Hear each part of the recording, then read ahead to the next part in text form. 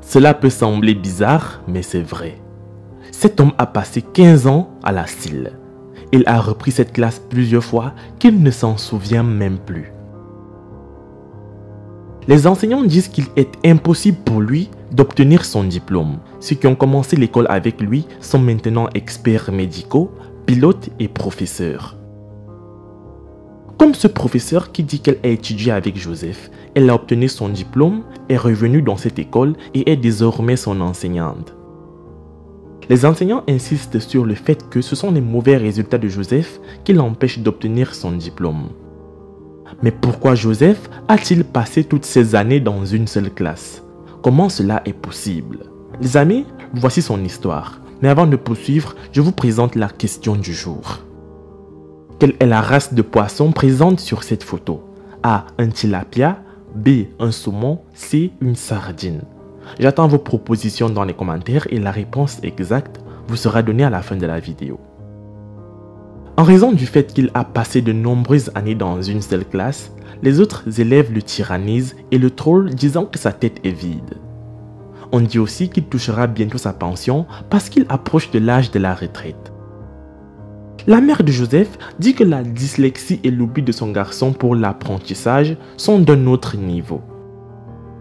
Joseph se concentre pour faire plus d'efforts en classe, mais tous ses efforts sont vains. Et à la fin du trimestre, il est toujours dernier de la classe et personne ne se bat pour la dernière place avec lui.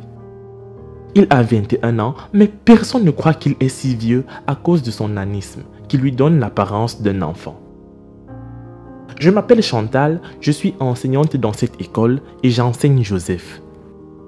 Il a étudié dans cette école pendant beaucoup d'années maintenant. J'ai commencé à lui enseigner depuis 2018. Il essaie d'être attentif en classe, mais il a un problème d'oubli. Chaque fois que j'enseigne une nouvelle leçon, je m'assure qu'il s'assoit avec d'autres enfants intelligents qui l'aideront également à comprendre le nouveau sujet. Mais au bout de quelques minutes, il oublie ce qu'il a appris. Ce professeur dit que Joseph est toujours trollé par d'autres étudiants des classes supérieures qui l'ont laissé dans cette classe. Il l'appelle toujours vieil homme et il n'est pas du tout content. L'enseignante insiste sur le fait qu'elle a également étudié avec cet homme en 2006. Elle a terminé le primaire, est allée au lycée et a obtenu son diplôme d'études secondaires et universitaires, puis est revenue enseigner dans cette école et depuis, Joseph étudie toujours ici. Elle dit que selon l'allure de Joseph, ça sera très difficile pour lui d'obtenir son diplôme. Joseph explique ce qui lui arrive en disant que chaque fois que le professeur enseigne devant lui, il est toujours perdu dans un rêve éveillé, ce qui lui fait perdre l'attention ou même quand il fait attention, ses hallucinations lui font oublier ce qu'il a appris. C'est la raison pour laquelle il n'est jamais promu en classe supérieure. Il me troll et m'intimide en disant que je suis un vieil homme. Les gens me découragent chaque jour. Même certains professeurs qui m'ont trouvé dans cette école disent que je vais bientôt toucher ma pension car je suis trop vieux et que j'atteindrai bientôt l'âge de la retraite. Et tout cela me fait penser à abandonner. Mais ensuite, je me souviens que je m'étais promis que je ferais tout ce qu'il faut pour avoir mon diplôme. Peut-être que ça prendra trop de temps, mais je suis sûr qu'un jour je réussirai et je rendrai mes parents fiers. Je veux être président après avoir obtenu mon diplôme. Je suis suffisamment confiant et je suis sûr qu'un jour, je serai le président de ce pays. Je dois travailler dur en classe et apprendre davantage sur la politique afin d'être un bon leader et je sais que Dieu m'aidera. Joseph est mon deuxième né. L'histoire de l'éducation de mon fils est assez particulière mais aussi triste. Il a passé 15 ans dans une seule classe. Il a commencé à aller à l'école à l'âge de 6 ans. À partir de là, il n'a que repris. Il a maintenant 21 ans et a repris 15 fois. Certains de ceux qui ont commencé avec lui sont devenus maires, d'autres ministres, avocats et plein de personnes importantes dans la société. Mais lui est toujours là où ils l'ont laissé.